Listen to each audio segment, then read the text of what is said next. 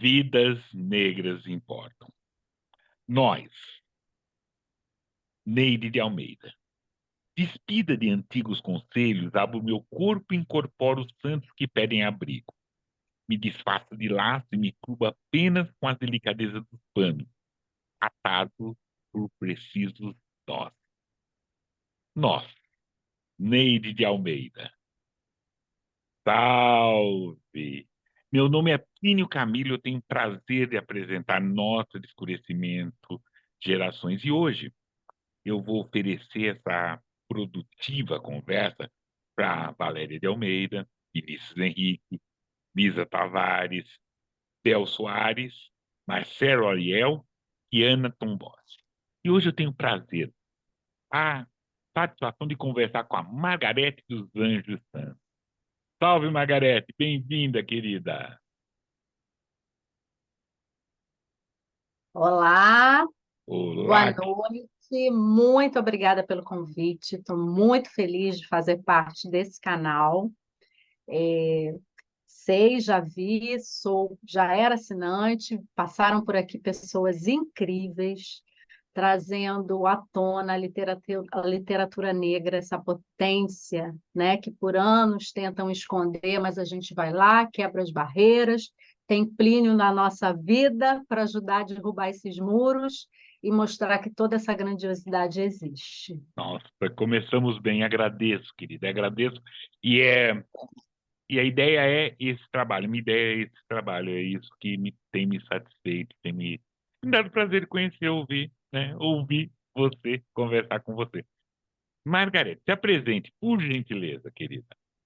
Pois é, eu sou Margarete dos Anjos Santos, me entendo como escritora, e eu só tive essa consciência adulta, mas me entendo como escritora desde quando eu fui alfabetizada, escritora e apaixonada pela literatura, porque eu sempre me considero uma leitora compulsiva.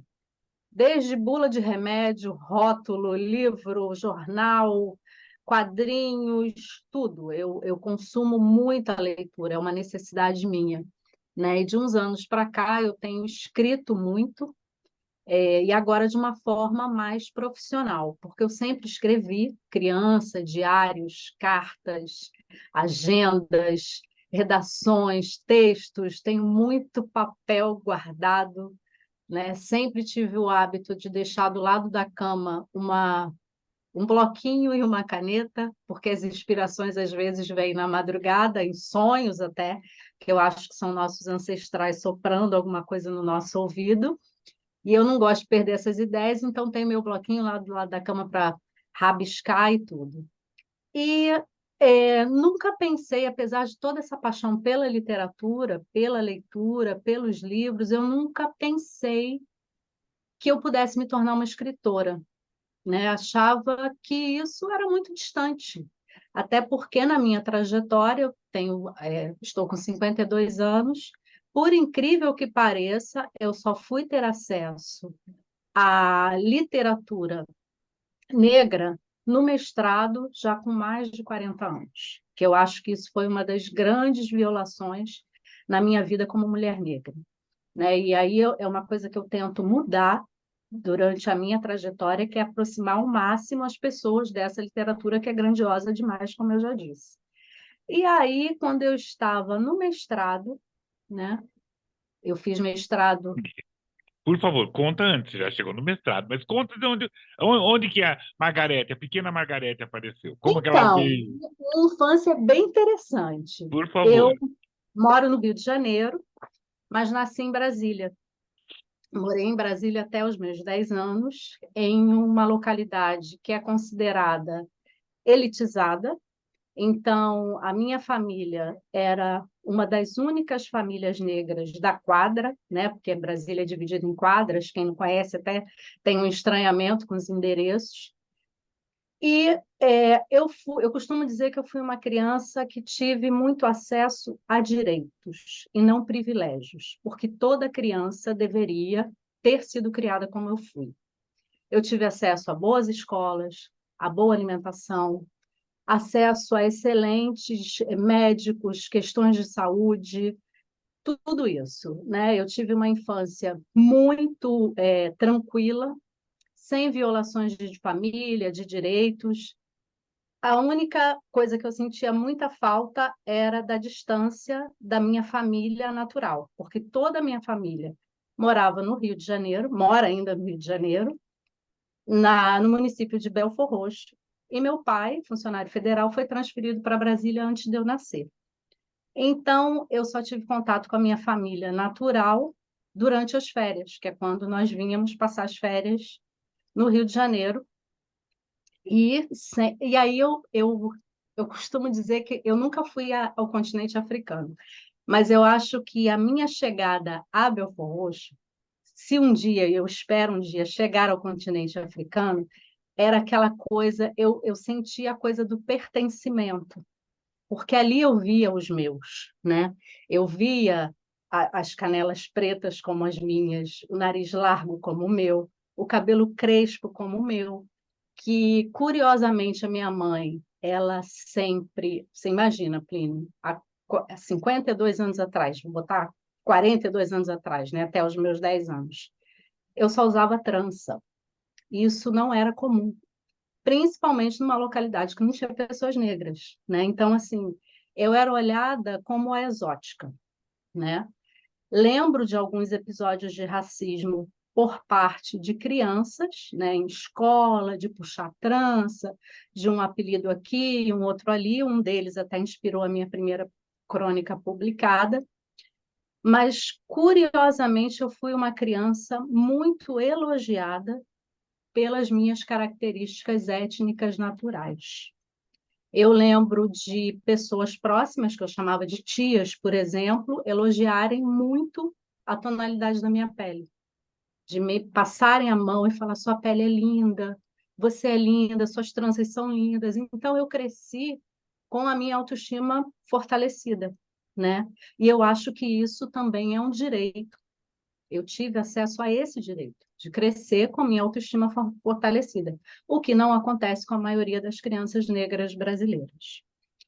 E, na minha infância ainda, eu frequentei escolas públicas em Brasília, uma delas, né, a Escola Classe 405 Sul, que ficava na quadra que eu morei, estimulava muito a leitura, muito. Eu tive professoras, né, no primeiro ciclo, né, do ensino fundamental, que chamam agora, que estimularam muito a leitura e a escrita, né? Então, eu já comecei a minha trajetória escolar tendo esse estímulo.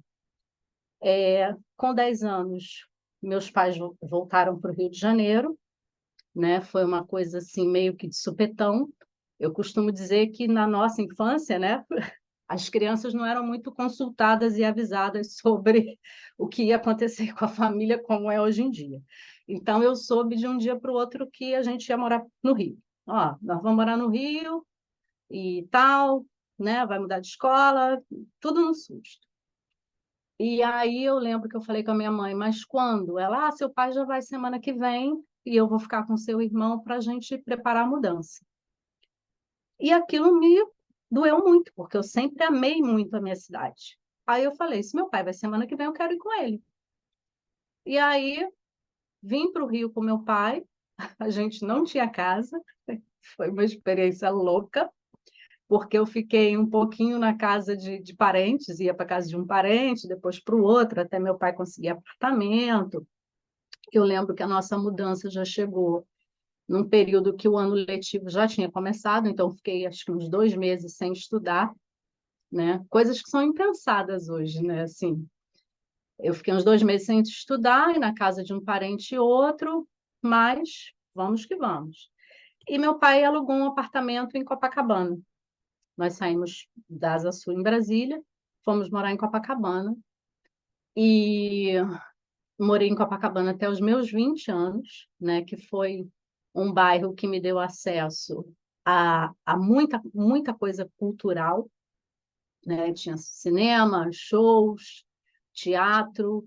E aí, por incrível que pareça, em Copacabana eu tive acesso a muita música preta, porque era a época dos shows na praia. Então eu vi Juvelina Pérola Negra na praia, Almir Neto na praia, os rituais de matriz africana nas festas de Réveillon, que não eram tão grandiosas como hoje, né? Não era tão midiático, mas já aconteciam. E a areia de Copacabana ela era toda sitiada por terreiros de religiões de matriz africana. Foi o meu primeiro acesso direto à religião e eu tinha um fascínio pelo tambor, pelas danças, por tudo aquilo. Eu lembro muito bem desse período meu, né, de transição entre infância e adolescência, acompanhando isso. Tinha primas minhas que moravam no subúrbio, em Pilares, que eu frequentava bastante, e aí comecei a acessar os bailes funk na época, o início do funk carioca, e os bailes de charme. Até fazer um parênteses, me emocionei muito com o filme Claudinho Bochecha, porque ele remonta à minha adolescência, né? E sempre seguindo com a escrita, com a leitura, com hoje o que eu entendo que era um olhar de pesquisadora, porque eu ia aos lugares e tentava entender, depois buscava informação. Eu lembro que no início, né, é, frequentando bailes funks, eu fui procurar livros que falassem do funk, e aí encontrei a dissertação de mestrado do Hermano Viana, que é o mundo funk carioca, e fiz a leitura, tentando entender, mas até então nenhuma literatura preta, a não ser Machado de Assis, que a gente tinha indicação de ler na escola, mas não me falavam que ele era negro. Então eu não sabia. Entro para a faculdade, tive também escolas de ensino médio que estimulavam muito a leitura. Entro para a faculdade, e na faculdade eu tive uma matéria eletiva que falava da mitologia africana. E era uma matéria eletiva. E aí eu me apaixonei com a história, pela história dos orixás, por tudo que me foi contado. E aí eu tive uma aproximação bem rasa com esse tipo de literatura. Depois da faculdade, ingresso no mercado de trabalho, sou funcionária pública. Faculdade de quê que você fez? Eu fiz faculdade de comunicação social habilitada em publicidade e propaganda, sou comunicóloga. E aí, ingresso na faculdade, passo em concurso, funcionária pública, casamento, filho, separação. E aí, mãe solo, né? E tendo que lidar com as questões da criação do filho e tal, e me distancio da vida acadêmica, que sempre foi uma paixão minha. Quando meu filho completou 10 anos de idade, eu entendi que ele já podia caminhar um pouco sozinho e que eu poderia voltar a estudar. A mesma virada dos 10, né? Como você teve a 10 virada dos em 10, ele 10, também. verdade. E aí eu decidi fazer, na época eu já era pós-graduada, eu fiz pós-graduação em assessoria de imprensa, trabalhava com comunicação pública já, e aí decidi fazer um MBA em marketing, era semipresencial. E o curioso é que quando tinha as aulas online, tinha uma musiquinha de introdução, né, da aula, o meu filho ouvia a música e vinha, mãe, já vai começar a aula? Então eu digo que ele fez o MBA aos 10 anos, porque ele assistia a aula comigo, né? E fomos caminhando, depois do MBA eu terminei, e aí em 2014 eu conheço o jongo, que é uma dança de raiz africana, criada nas senzalas brasileiras. E quando eu me deparei com a minha primeira roda de jongo, foi na Feira do Lavradio, é um evento que acontece aos sábados aqui no Rio, próximo à Lapa, e eu vi, a primeira jongueira que eu vi dançar foi Jéssica Castro, hoje uma grande amiga minha. Vi, fotografei, fiquei impactada com aquilo tudo e já estava pensando em fazer o mestrado. Já estava iniciando o meu projeto de mestrado. Elaboro meu projeto, que era sobre o samba e a influência do samba na construção da identidade da criança negra. Mas aí eu sonho com Jéssica dançando às vésperas de submeter o meu projeto de mestrado para avaliação, para pleitear a vaga. E resolvo transformar em uma madrugada o projeto que falaria do samba em falando do jongo. E aí o projeto foi aprovado, aquele processo, né, complicado de seleção de mestrado, várias etapas angustiantes e tal. O projeto foi aprovado e as coincidências, que eu vou chamar de coincidências, mas eu acredito que são os nossos ancestrais ali direcionando a gente. Fui para a última etapa do processo seletivo, eu fiz mestrado na FEBEF, um polo da UERJ, em Duque de Caxias, uma cidade da Baixada Fluminense aqui no Rio. Fui Desculpa, fazer querida. A sigla, você fala algumas siglas, me escapa. PEBEG é o quê? FEBEF, FEBF, é Faculdade de Educação da Baixada Fluminense. É um Legal. polo da UERJ, da Universidade do Estado do Rio de Janeiro, que fica em Duque de Caxias, na Baixada Fluminense. E aí, a última etapa Obrigado. do processo seletivo, saí de lá sabendo que estava aprovada, né? E aquela euforia. Entro no ônibus para vir para casa. Quem eu encontro no ônibus, Plínio? Hum, Jéssica Castro, a lógico. primeira que eu vi dançar. E aí eu abraçava ela chorando e ela sem entender. Eu lembro que teve uma hora que ela virou para mim e falou assim: Marg, você está me assustando. E eu não conseguia falar, não conseguia falar. E aí, Jéssica, eu passei e tal, mestrado, ai, aquela loucura toda. E aí ela entendeu, comemoramos, celebramos. E aí, na FEBEF, a FEBEF é a instituição responsável por inserir na minha vida a literatura negra.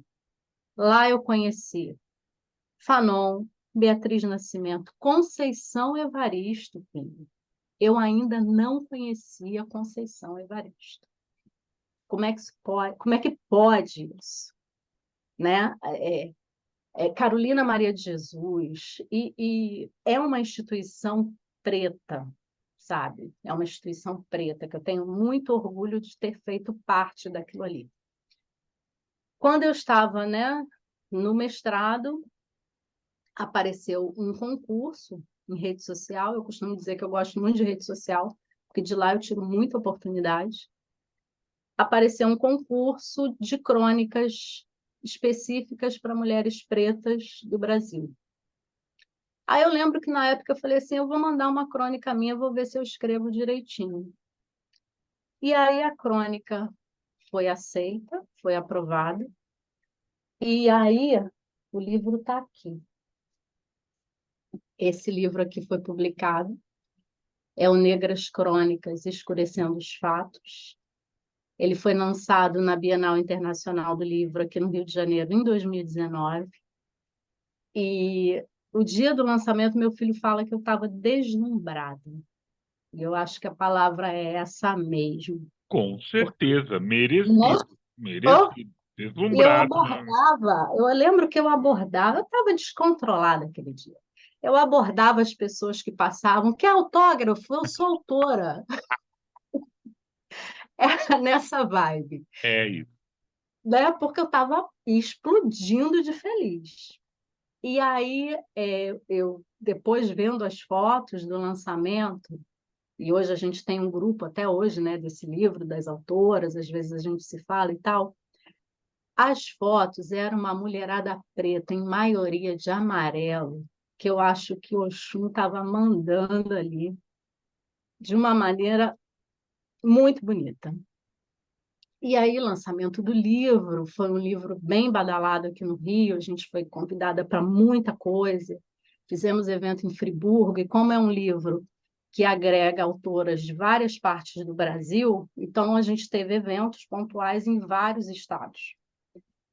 E aí a gente estava com um projeto muito interessante, que seria a leitura dramatizada de algumas crônicas, que seria feita, né, no planetário aqui da Gávea, agendado, já pronto, a gente montando, ia levar o Negras Crônicas para o palco.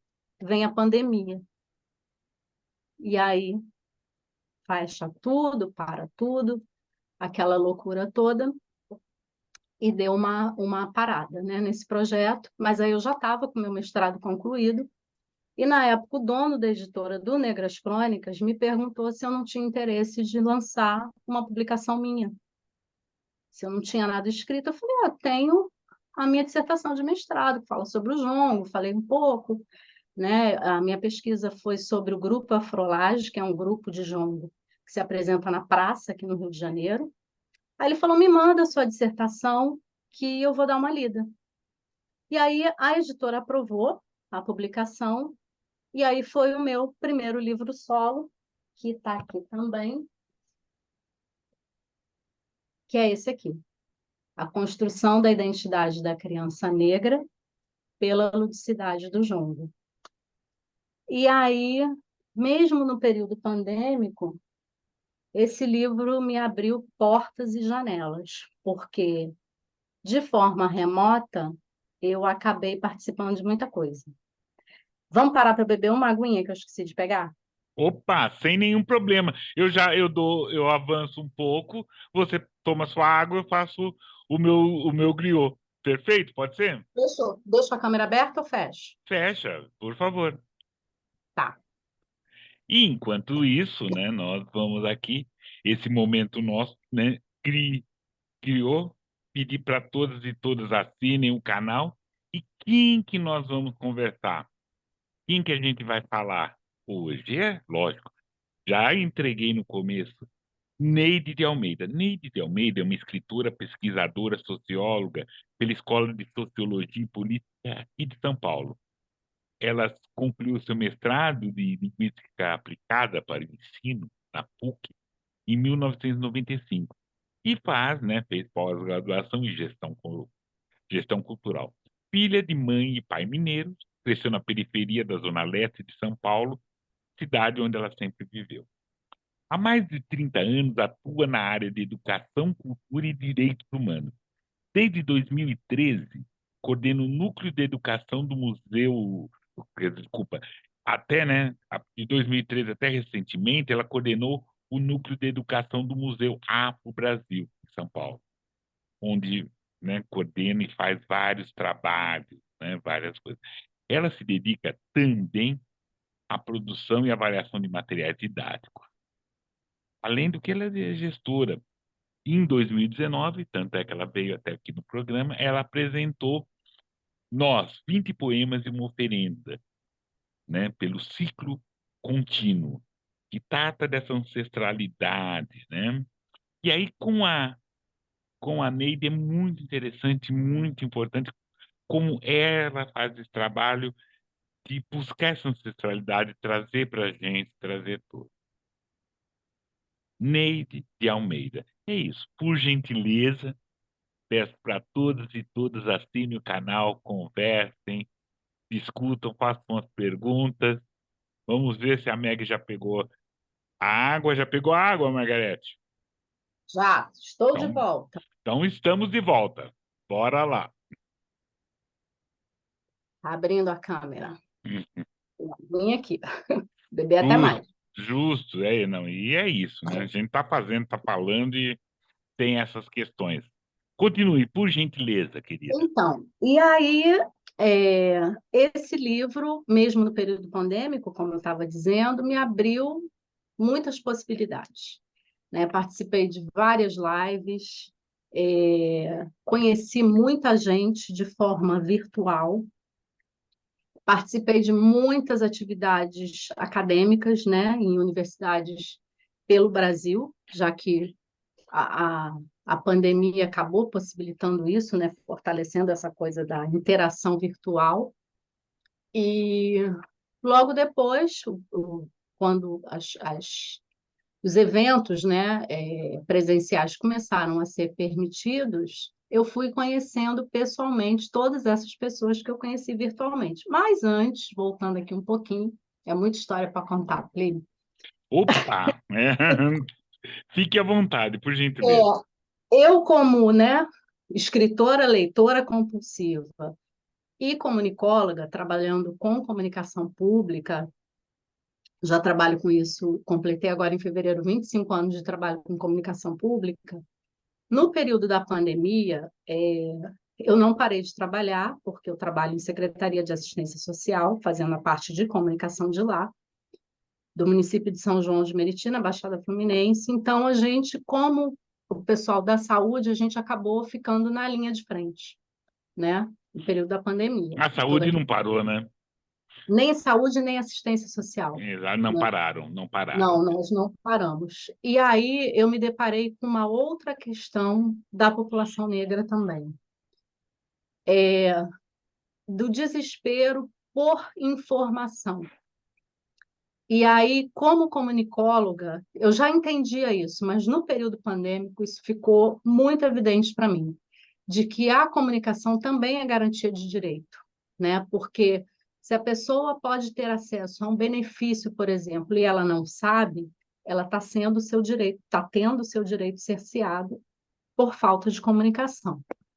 E aí eu vendo toda a loucura, né? As pessoas atrás de informação sobre a doença, e era um período complicado de governo, e faltava acesso, faltava muita coisa, né? Com relação à saúde, a tudo, e com relação à comunicação também. E aí escrever para mim é catarse também, né? Eu costumo falar que tem coisa que só sai da gente por escrito. E aí eu decidi produzir um artigo sobre comunicação pública para populações vulneráveis. Produzir esse artigo foi muito angustiante fazer essa pesquisa, porque eu via de forma explícita, né, com o meu olhar profissional, que a população periférica, que é em maioria negra, estava sendo jogada para uma contaminação pelo vírus ou jogada para ficar mais ainda às margens da sociedade por toda uma articulação de comunicação. E aí eu escrevi esse artigo e submeti para uma instituição francesa, que estava com edital aberto, recebendo material da América Latina sobre a Covid-19. E do Brasil foram 2 artigos aceitos, o meu e de uma outra escritora de Paraisópolis, de São Paulo, que fez um trabalho sobre Paraisópolis, que a comunidade se uniu para combater a questão do coronavírus. E virtualmente eu apresentei esse trabalho para essa instituição, que é vinculada à Sorbonne, e o trabalho foi muito bem aceito por eles. Seria um dia só de apresentação nesse seminário. No dia seguinte, me convidaram para falar de novo, né? E depois eu submeti esse trabalho para um seminário da PUC, aqui no Rio de Janeiro, e ele está publicado nos anais da PUC. E eu utilizo esse trabalho porque nele eu crio 3 conceitos de comunicação, que é a comunicação empática, apática e antipática. Eu defino esses 3 conceitos, Não, né? por favor. Eu sei, desculpa intervir, mas é muito interessante essa definição. Esmiúce para a gente. O que seria Vamos uma lá. comunicação antipática? A comunicação empática, eu chamei aquela de que ela tem um olhar empático para o seu receptor. Eu penso no meu receptor, eu penso em como ele vai acessar esse tipo de informação, se é virtualmente, se eu vou optar por ser virtualmente, eu tenho que fazer uma análise se ele tem a condição de acessar isso. Por exemplo, lá na pandemia, foram feitas cartilhas que tinham que ser baixadas do site do Ministério e eram direcionadas para a população de rua acessar benefícios. É horrível, né? E quando eu vi isso, Plínio, eu quase surtei. E essas mesmas cartilhas eram direcionadas para a população de rua, ribeirinhos e indígenas. E, concomitantemente, foi aprovado um decreto restringindo o acesso à internet para populações indígenas. Então, essa é uma forma, e aí já indo para a antipática, de comunicação antipática, que eu classifiquei como antipática, né? Ela E fala. que não é que muitos governos fazem isso. Ah, mas ninguém me informou. Está no site. Está no Exato. site. Está no site. E Mas aí, como é que se acessa o site? quantos acessam o site? Quantos idosos têm acesso? Até aqui em São Paulo tem a questão do tag para você ter a questão da parada, né? Eu não tenho carro, não tem, mas você poder Sim. estacionar na rua. Acessa o site por celular. Muitos idosos não têm celular. Sim, Né? Então, sim. como que eu faço? Né? Exato. Por exemplo, a Boa. educação, né? Ficou tudo online. Eu soube de casos de que uma mãe tinha 3 filhos e um celular pré-pago. Então, ela tinha que escolher qual filho assistia à aula, né? Então, assim, no âmbito da educação também foi uma forma antipática. Mas voltando para o meu artigo, a empática seria: vou produzir um material, por exemplo, de carro de som, passando por lugares periféricos, explicando como é que tem que acessar o direito X e vou distribuir. Na época, eu não podia distribuir folders por conta da questão da contaminação, mas vou colocar alguém informando, ou, né, uma forma, ou rádio de poste, que ainda existe, as É, chamadas rádios comunitárias, que são muito parceiras. o É, carro da pamonha. exatamente, É o carro da né? pamonha. Boa. E atinge quem é analfabeto funcional, porque ainda tem a questão da educação, né? Porque às vezes você sabe ler, mas não consegue interpretar. E esse público tem que ser pensado também, principalmente por quem faz comunicação pública, né? E aí, e a comunicação apática é aquela que sabe quem é o seu receptor, entende a sua demanda, mas faz aquilo de qualquer jeito, só para dizer que fez, Uhum. né? E esse meu artigo eu tenho usado muito em capacitação quando chega equipe nova no meu trabalho, para além da comunicação social, né? É, eu tento falar com a nossa equipe que a comunicação cara a cara ali, né? No dia a dia também tem que ser feita de forma empática. É interessante, eu já vivi isso, né, combati bem contra. Muitas vezes aqui, em alguns momentos, o governo do estado de São Paulo, agora não, mas exigia um estudo de impacto ambiental. E muitas vezes, beleza, né? Então, estava no site, só que as pessoas não acessam o site. Aí, elas imprimiam todo o EARIMA, que eram coisas enormes, e deixavam no lado de um lugar onde a população que efetivamente precisaria saber aquela informação, ela não entendia. Porque, imagina, um termo de arrima, um estudo de impacto ambiental, ela tem todos os seus termos técnicos que não. Então, você precisaria sempre do mediador, alguém que faça essa mediação. Né? Como você tem na biblioteca, alguém, ó, o senhor quer saber isso? Está aqui, é isso, isso significa isso. Essa mediação. E muitas vezes ela sabe, entende, mas deixa lá. Se alguém reclamar, fala, estava lá, né? É a apática. É a E, parte. e assim, a gente começou a usar também no trabalho vídeos, animação, bonequinho falando, sala de espera, né? Acesse seu Bolsa Família da forma tal, tal, tal, e textos curtos, enfim. E aí passei, né, pela produção de crônica no Negras Crônicas, pelo texto da minha dissertação de mestrado, texto acadêmico, e fui para o artigo dessa produção angustiante aí do período da pandemia.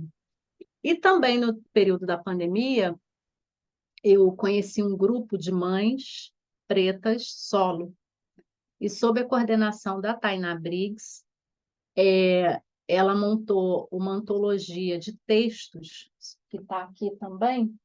Cadê ele? Está aqui. Que é esse aqui, Mães Pretas, Maternidade Solo e Dororidade, que tem prefácio de Vilma Piedade, texto de Dandara Suburbana, e aqui eu fiz é a publicação da minha primeira poesia, que ela se chama Cadê o Nome da Mãe?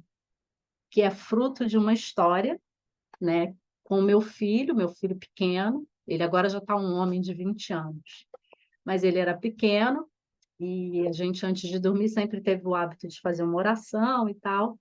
E eu fui ensiná-lo a fazer o sinal da cruz, né? E aí eu falava, vamos lá, em nome do Pai. Aí ele falava, e ele se recusava, ele falava, não, mas tem que ter o nome da mãe, né? Porque em nome do Pai, Filho, Espírito Santo, amém. E aí ele, mas cadê a mãe? E aí eu não consegui explicar. cadê o nome da mãe, né?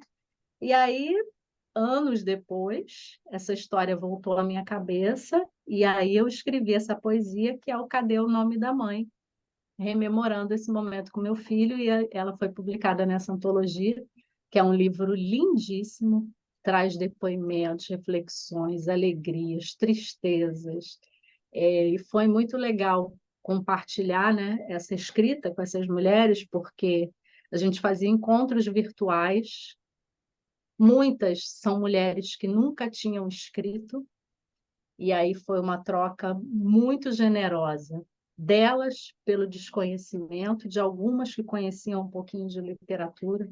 Foi um quilombo virtual ali que se formou através dessa ideia. E Querida, aí, querida, vou pedir, não, você abriu uma porteira. Leia o poema, por favor. então, vamos lá. Por gentileza, nós estamos, né? Não está sendo ao vivo, mas eu fico todo mundo. Só dar spoiler não vale, né? Só fica aí, já vai passar para. Não, leia o poema, por Vamos favor. lá. Ele é um pouquinho extenso. Estamos Cadê aqui o para nome? ouvi-la. Vamos lá. Cadê o nome da mãe? Com as mãos em oração, ensino ao meu pequeno. Em nome do pai, ele pergunta: cadê o nome da mãe? Eu sigo. Em nome do filho, ele retruca: cadê o nome da mãe? Eu continuo. Em nome do Espírito Santo, amém. Ele grita: cadê o nome da mãe? É você que está comigo. Penso: cadê o nome da mãe? O nome daquela que deveria parir com a dor da morte. E a sua mulher, e a mulher aí, esse trecho entre aspas, que é bíblico, né? E a mulher disse: multiplicarei grandemente a tua dor e a tua concepção. Com a dor darás à luz filhos. Multiplicarei a tua dor. Cadê o nome da mãe? A mãe que vive entre dores e afagos ao padecer no paraíso. Na sua rotina, ações e silêncios, risos e lágrimas. A intensidade em cada movimento. O rosto externa as emoções e é marcado por elas. Mãe preta que marina na acidez da solidão do criar a sua cria. Tempero das nossas vidas. A mãe que amarra os nós dos sapatos, que desata sozinha os nós apertados pela vida. A mãe que provê o alimento, o ensino, o transporte, a saúde, o lazer, o vestuário, o saber, a cultura, a arte. A mãe que acompanha e se choca com a chegada da adolescência. A transformação da voz, a independência conquistada pelo que não é mais pequeno, agora que aquele que agora a olha de cima para baixo, ficou maior que a mãe. O corpo dele cresce, a cumplicidade entre mãe e filho cresce junto. Os sonhos crescem também. E a mãe testemunha orgulhosa a busca pelas suas realizações. Ampara, mesmo no seu cansaço. O filho inicia seu plano de voo e a pergunta segue ecoando. Cadê o nome da mãe? Quem pariu mantém em embale. Diz muito o ditado popular que ao longo do tempo ganhou outras palavras. Já denunciava quem a sociedade responsabilizaria pelo sustento e criação. Aquela que teria sua dor multiplicada. Cadê o nome da mãe? O nome da mãe quilombola, o nome da mãe entre as grades ou do lado de fora delas, o nome da mãe que carrega um no colo e outro pela mão, o nome da mãe que chora sobre o corpo preto inerte. Cadê o nome da mãe? E a mãe segue em silêncio, um silêncio que grita, mas sua boca se cala. Se cala por preguiça da reação que não surte efeito, se cala por continuar sendo julgada por ter deixado o lar, se cala por não poder perder tempo. Ah, o tempo. Tempo que passa voraz e que leva a sua juventude junto. Tempo que passa a testemunhar os movimentos da sua cria. Sua cria e companhia. Sua cria, seu amor. Sua cria que cresce orgulho. Um orgulho que premia, que faz perceber que valeu a pena. Pena? Foi penoso esse caminhar? Não foi. A mãe que tem nome é premiada com beijo de boa noite, premiada com a bola jogada no campinho ou na praça, premiada com afeto, premiada com carinho, premiada com amor. Então, valeu. Sem pena, sem penar, sem ser penoso.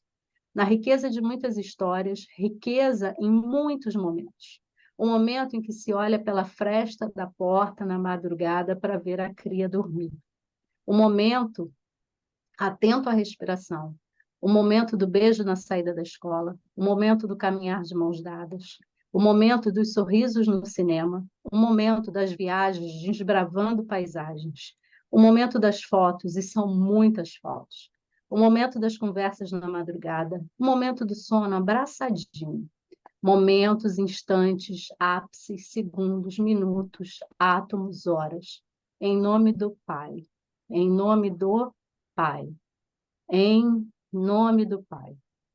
Pai que vira as costas e abandona, que não procura nas datas festivas, natais, aniversários. Pai que nem os cadastros solicitam seu nome. Pai que não viveu os momentos, que perdeu os sorrisos, os olhares, que deixou de testemunhar a vida da sua cria. Pai que precisa ser empurrado para uma campanha publicitária para dar nome ao seu filho. Em nome do Pai. Pai que quer diminuir a pensão alimentícia porque agora tem uma companheira que não trabalha. Pai que nega o alimento, que não alimenta com beijo de boa noite, que não alimenta com a bola jogada no campinho ou na praça, que não alimenta com afeto, que não alimenta com carinho, que não alimenta com amor. Cadê o nome da mãe? Está eternizado na vida do filho, do pequeno grande homem. A mãe que se doou e recebe muito. A mãe vitoriosa do seu filho vencedor. É esse. Oba, oba, oba. É legal sempre, sabe, saborear, assim, um poema, depois, assim, e tomar água. Enquanto você está tomando água, eu vou pedir licença, então, para a gente fazer, quem está falando de livros, fazer o nosso estante preta. Pode ser? Sim, com certeza. Beleza, então vamos fazer o nosso estante preta. E lembrando, né, e falando para todas e todos que estão assistindo, assim, assine o canal, né? Veja essas perguntas, traz essa pergunta, traz suas perguntas, suas observações, que são muito importantes. Aí o primeiro desse nosso estante preto é o nosso imperativo histórico e as lutas intelectuais negros, de Felipe Oliveira, né? Nosso imperativo histórico e a luta. Intelectuais negros, as insurgências, as questões de democracia, quer dizer, são coisas muito importantes, principalmente nesses atos da história, né? A história negra, a influência negra é muito maior. E nesse livro fala dos movimentos negros, todas as questões, esse aquilombar, esses vários aquilombares que nós negros tivemos com a imprensa negra, as associações negras, que negaram um discurso, que modificaram um discurso, que trouxeram e oportunizaram para nós estarmos aqui. Então, esse livro, nosso imperativo histórico é a luta, né, de Felipe Alves de Oliveira. Li até errado. Vamos lá?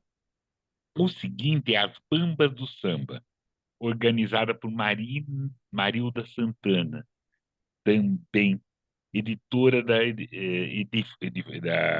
editora né, da Universidade Federal da Bahia. Essa obra ela destaca e reconhece a importância da figura feminina na estruturação do samba como símbolo de identidade nacional e como instrumento de empoderamento.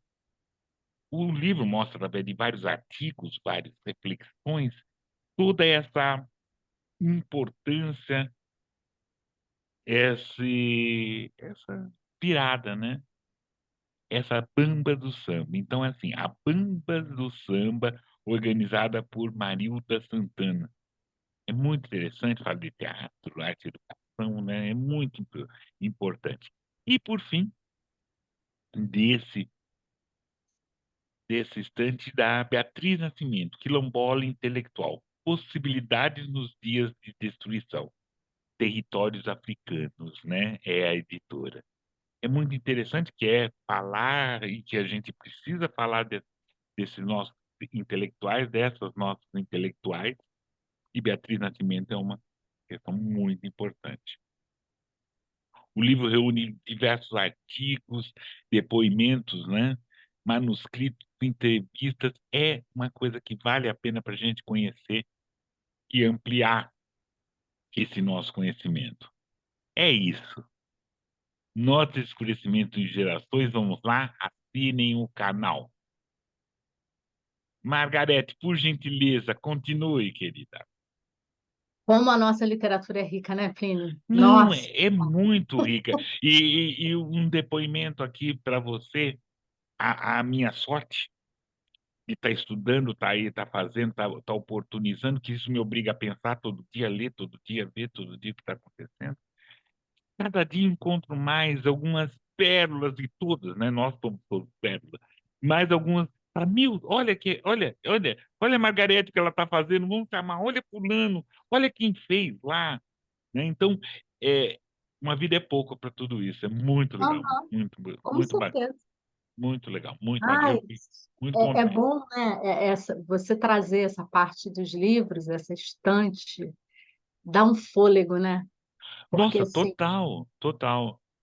saber que tem muitas, a gente tem muitas possibilidades ainda de O leitura. melhor é saber que não estou sozinho. Isso que é Aham, interessante, é saber que muitos bateram a terra, né? Como diz a minha amiga Ifé, muitos abriram caminho para a gente, bateram a terra, sim, e nós estamos batendo a terra para muita gente que está vindo atrás. exatamente, Então é assim, exatamente. eu estou entrando nessa terra, mas estou batendo terra, estou fazendo caminhos, estou alargando esse caminho muitas vezes, estou divergindo no caminho, mas vendo indo mais para frente. Então tem sido muito, muito valioso, tem sido muito valioso, tem sido É muito muito valioso. bonito. Assim, falando desses encontros, né, e retomando a coisa da minha escrita, eu não sei como, que eu nem consigo lembrar, porque é tanta coisa que a gente vai se enfiando. Eu acabei fazendo parte, entrando para um grupo de mulheres pretas que escrevem no Distrito Federal. Achei o caminho de volta para minha terra através da literatura. E aí, por conta desse encontro, foi criado um núcleo, que é chamado de Núcleo de Escritoras Pretas Maria Firmina dos Reis, que é da Universidade de Brasília, UNB, e eu fui convidada para a primeira feira literária desse núcleo. Falei, vamos embora. Voltei à minha terra, né? Fui a Brasília, voltei a Brasília depois da pandemia, já tinha alguns anos que eu não ia, e voltar a Brasília com a minha escrita foi muito significativo para mim, né? Fiz parte desse primeiro encontro do núcleo.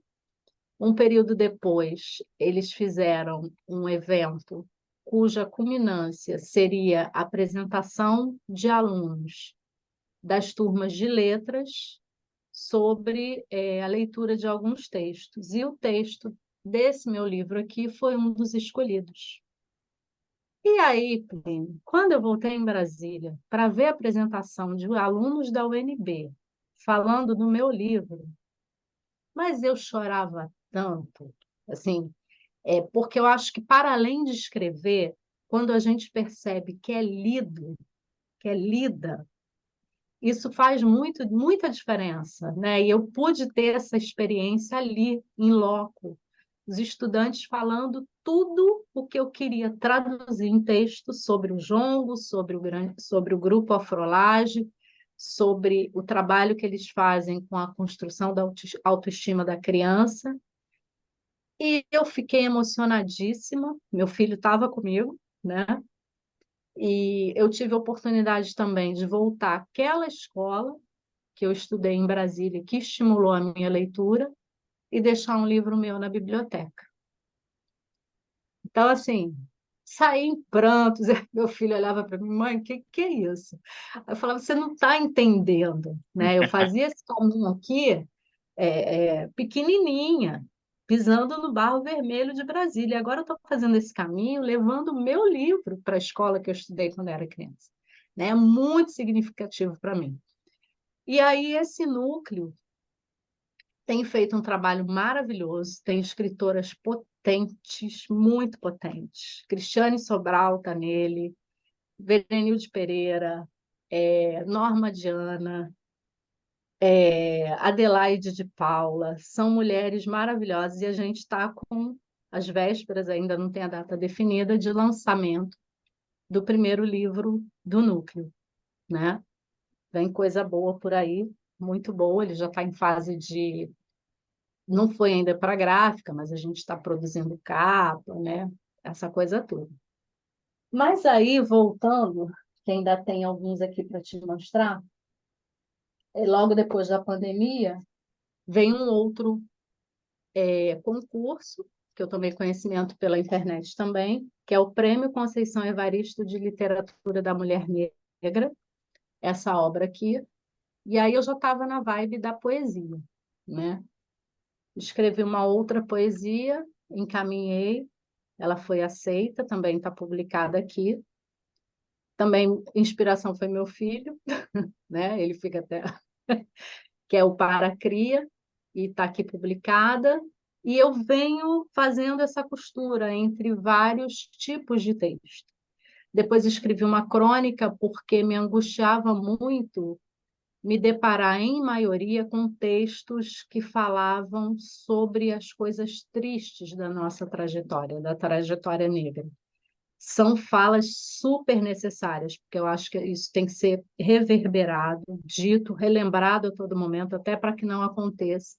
Mas eu sentia muita falta de pensar, mesmo que em uma forma imaginária, em pensar uma trajetória preta, que tivesse o seu início exitoso, início, meio e fim de forma exitosa.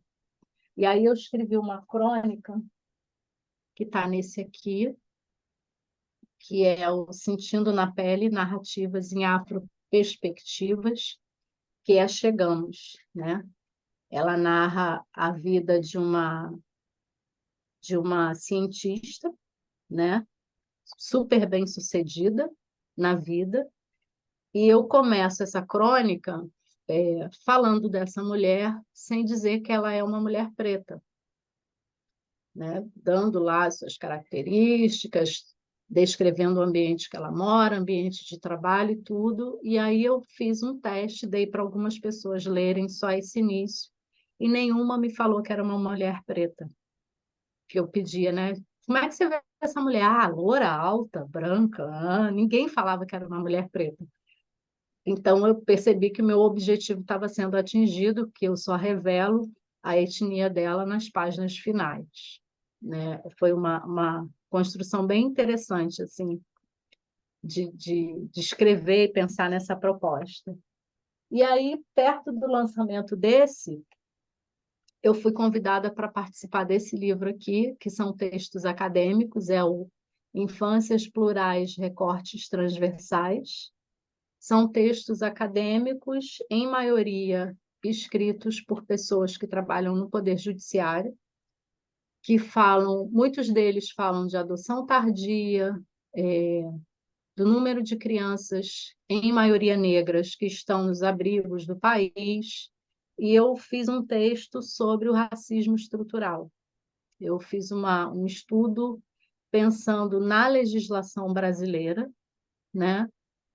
Eu observei um evento que aconteceu em 1911, que foi apresentado, né? Na verdade, uma produção acadêmica, né? Que foi apresentada no Seminário das Raças, em 1911, em Londres, e foi um documento utilizado pelo governo brasileiro para produzir leis e decretos que mantivesse a população negra na subalternidade. Então, através de documentos, eu comprovo a, a ideia, né, que foi colocada em prática pelo governo brasileiro para nos manter na subalternidade. Foi um texto muito pesado para produzir, porque você acaba se deparando com verdades que a gente não quer. E aí, por conta desse texto, eu acabei ministrando palestras para a população vulnerável, falando disso, né? Porque eu queria que eles entendessem que aquela condição de vulnerabilidade não era culpa deles, era um processo, era fruto de um processo. Eu lembro que em uma dessas palestras, eu estava num bairro bem humilde mesmo, falando para uma população que é beneficiária do Bolsa Família, né? Então tem uma renda bem baixa. E eu estava falando para ele sobre impostos, a importância de você cobrar serviços de qualidade porque se paga imposto. E uma mulher virou para mim e falou assim: não, mas eu não pago, porque eu não pago IPTU. E aí eu entendi ali que para parte da população, imposto é só IPTU. E aí eu falei, não, se você pegar uma notinha do supermercado, lá embaixo vai ter tudo o que você pagou de imposto. Você comprando uma bala, você paga imposto. Então, aquela mulher me fez pensar que parte da nossa população pode achar que não é digna de receber serviços porque não paga imposto, né? E aí, assim, uma conversa que eu tive com meu namorado sobre isso, ele é da área de exatas, e ele fala muito que o que permite o racismo estrutural, e aí pensando, né, no âmbito da economia, de finanças, que é a área dele, ele é matemático, enfim, trabalhou muito tempo com o mercado financeiro, o que fortalece esse racismo estrutural é não nos colocar no orçamento público. Você não tem, né, a população negra, que é a maioria que está em vulnerabilidade, não compartilha do orçamento público, que é feito pelo executivo, aprovado pelo legislativo, e aí a gente segue ano a ano, né, nessas situações. A gente tem aí vários tipos de racismo, racismo ambiental, racismo na área de saúde, racismo aqui, racismo ali, porque, por exemplo, o orçamento público não injeta dinheiro para você pensar na reestruturação de áreas de comunidade, favelas. E aí, quando vem a chuva grande, né, e tirando o exemplo do Rio Grande do Sul, que foi, né, grande parte da cidade foi devastada, independente da sua situação econômica ou social, mas quando a gente vê enchentes, por exemplo, Rio de Janeiro, São Paulo, as áreas mais afetadas são as áreas mais pobres, né? Entra ano, sai ano, entra chuva, sai chuva. Essa população se perpetua nessa situação porque não há um investimento. E se não há um investimento, essa área não está no orçamento público para receber esse investimento. E assim, aí a gente vai estudando e vai sofrendo mais, né, Bruno? Porque assim, é uma coisa muito louca. E aí trabalhei bastante esse texto, bastante mesmo, ainda trabalho com ele. Dei uma aula virtual para uns alunos na UNB também, tenho falado bastante sobre racismo estrutural. E aí, finalzinho do ano passado, me veio a grande surpresa, que eu falo que foi a melhor surpresa de 2024, até agora, espero que venham outras, que foi a minha participação em Cadernos Negros. Que, meu Deus do céu, se eu estava deslumbrada na Bienal, você me imagina no lançamento de Cadernos Negros. Eu estive aí em São Paulo em abril para o lançamento, e assim, foi um momento que eu nem sei como é que eu estava, né? Porque eu estava ali entre os idealizadores, fiquei sem saber o que falar quando fui pedir um autógrafo para o CUT, que eu vi que já esteve aí no seu canal também. No lançamento, Kabengele Munanga estava lá. Era assim, era tanta gente que eu leio e assim, saber que eu estou como escritora ao lado dessas pessoas, né, nessa antologia aqui maravilhosa, foi incrível para mim. Tem 4 poemas meus aqui. Um especial eu gosto muito, que foi o que eu li lá, que é um poema que eu fiz a introdução falando dele lá e fui assim muito aplaudida. Esse vídeo está até no meu Instagram, porque eu falei que é um texto que eu fiz, uma poesia que eu fiz para uma mulher muito potente. E essa mulher sou eu. Eu resolvi fazer uma poesia para mim e fiz, né? Porque se eu não escrever para mim, quem é que vai escrever para mim? Uhum, com certeza, com certeza. Né? E assim, depois da leitura da poesia, eu fui muito abraçada por outras mulheres, né? Achei assim muito legal. Não imaginei que isso fosse causar o impacto que causou, porque as mulheres vinham me abraçar, falar, nossa, se autorreverenciar é muito legal, porque tem toda a questão da autoestima da mulher negra, né? Que sempre tentam diminuir o tempo todo. E aí, eu, enquanto mulher negra, falar de mim e de uma forma positiva, grandiosa, me autoelogiando, criou um impacto muito legal na galera que estava lá. Gostei muito. Mas são essas as minhas escritas e tem muita coisa aí que eu penso em fazer ainda, Com né? certeza, fará. Querida, nós estamos nos nossos momentos finais, mas é fato, você já levantou essa bola, você vai repetir. Problema, quem não viu no Itaú verá aqui você declamando esse poema. Por Ah, gentileza, ele é lindo, é meu por xodózinho. gentileza, por gentileza. Eu tenho 4 poesias aqui. Esse, que é o Oxum, a Flor de Baobá, o Beija-Flor Preto, que foi fruto de uma observação de beija-flores mesmo. Um altar para minha avó, que eu tenho aqui no meu quarto, um altar que eu construí para minha avó, que faleceu quando eu era criança. E uma poesia também chamada de Meu Amor é Joia, que eu fiz para o meu mozão, para o meu namorado, né? Brincando com essa coisa da. Acho que eu mexi em alguma coisa aqui, tá ok? Que apareceu um negocinho para mim. Ah, Tá então tudo beleza. ok, tá tudo ok. Brincando com essa coisa da joia, né?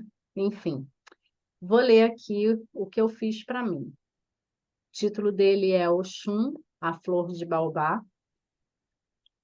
Marrom dourado, cor da escuridão.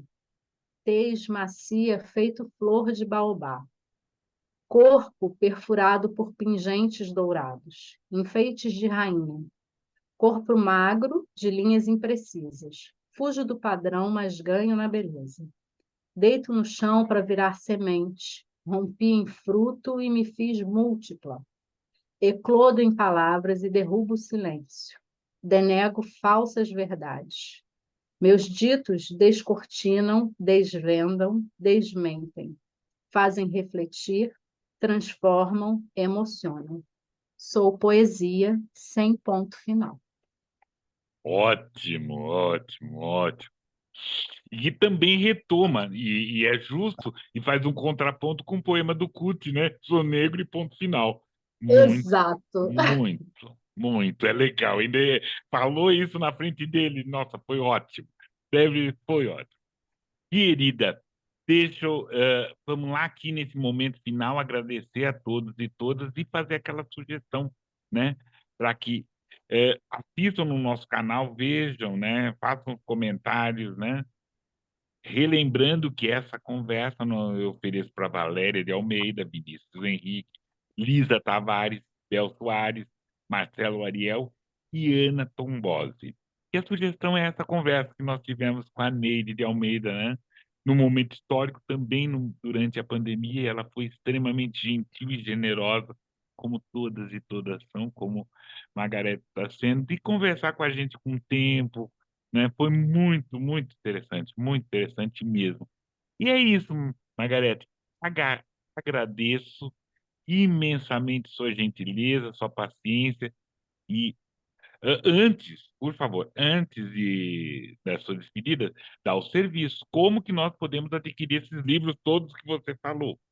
Isso, importante.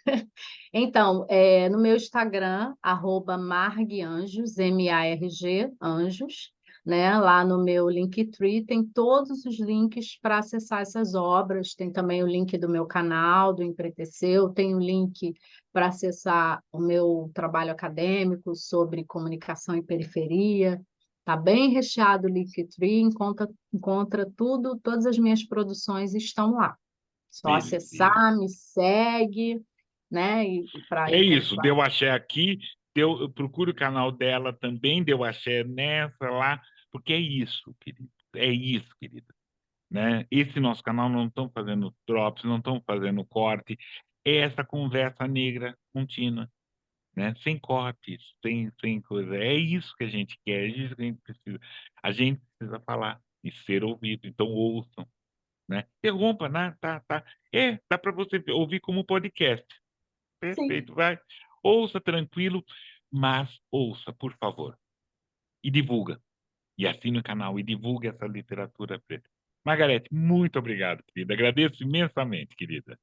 Eu que agradeço o convite, a acolhida, a conversa deliciosa e agradeço pela sua existência, porque a gente Não, precisa olha, muito de pessoas como você. eu Eu dei uma agradeço. passeada pelo teu canal, tem muita gente potente que precisa ser vista ali. Não é? Obrigada a você, Plínio. E não, isso que eu falo para você, falei, é uma bênção, é uma sorte que a gente está fazendo, mas principalmente a generosidade. É o exemplo, Margarete, ontem falei com ela, hoje ela já topou, sabe? Isso que a gente precisa, essa prontidão, essa preta prontidão que a gente está tendo. É isso aí, sigamos. Sigamos, até, tudo de bom. Tchau, tchau, obrigada.